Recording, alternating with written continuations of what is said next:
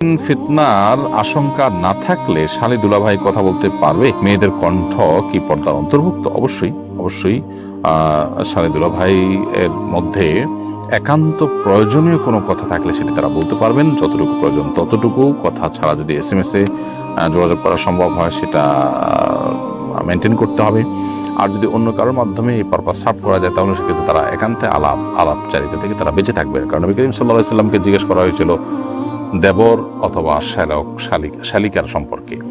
নারীদের জন্য দেবর আর পুরুষদের জন্য শালিকা, এই সম্পর্কে নবী সাল্লাল্লাহু আলাইহি সাল্লাম বলেছেন আল হামু আল মউত, এরা তো মৃত্যুর মতো, অর্থাৎ জমের মতো এদের ব্যাপারে সতর্ক থাকা দরকার যে এরা মানুষ খারাপ সেটা বলা হচ্ছে না, মানে এই সম্পর্কটা এতটা আমাদের জন্য রিস্কি যে আমাদের ইমান আমলকে নষ্ট করতে পারে, মনের মধ্যে মাঝে চিন্তা আনতে পারে। সেজন্য আমাদের সদা সজাগ থাকতে হবে এবং সতর্ক থাকতে হবে। একান্ত প্রয়োজন না হলে কথা বলা থেকে বিরত থাকতে হবে। আর যদি বলতে হয়, কথার ভিতরে কণ্ঠের মধ্যে কোনো প্রকার কোমলতার সৃষ্টি না করে স্বাভাবিকভাবে, আল্লাহ বলেছেন ওয়াকুলনা কাওলাম মারুফা, নারীরা স্বাভাবিকভাবে তারা কথা বলতে পারবে। অনেক